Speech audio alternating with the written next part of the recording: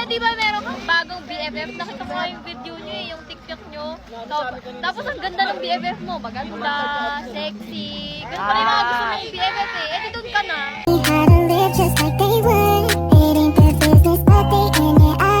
Kung makikita nyo mga friend, nandito nga pala kami ngayon sa balsa at naliligo nga talaga ang buong Manix Spam at basang-basa na nga pala ako.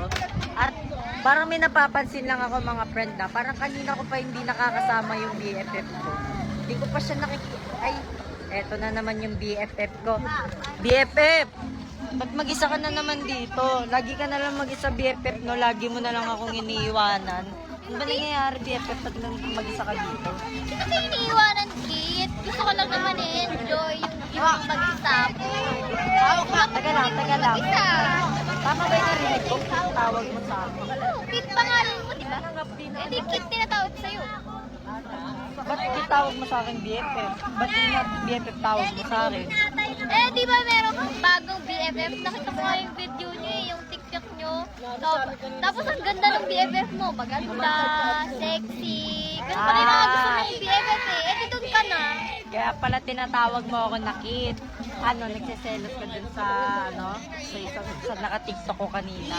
Ako magsiselos eh. Nag-BFF naman tayo.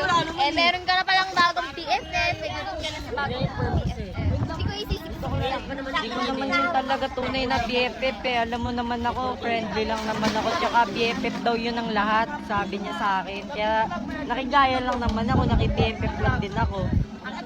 Pero alam mo BFF, ikaw pa rin naman yung BFF ko. Nagsiselos ka pa dun kay Ligaya. Selos. Hindi ako selos dun oh. Di nagsiselos eh, biglang Kit na nga tawag mo sa akin eh. Best friend yung tawag mo sa akin, Eh di ba Kit BFF. pangalan mo? Pero hindi yan yung nakasanayang tawag mo sa akin. Nagbago yung tawag mo sa Okay akin. lang naman. Tanggap ko naman na mas sexy yun, na mas maganda yun kesa sa akin. Ito, nagsiselos Best talaga friend. to. Okay lang. BFF, napapansin ko nagsiselos ka na, ano? Nagsiselos ka, BFF. Alam mo, medyo ano na eh. Medyo hindi na ako nalulubog, natutuyo na ako. Liligong muna ako ha. Diyan ka muna. Bye-bye. Iniiwanan talaga ako ni BFF ko.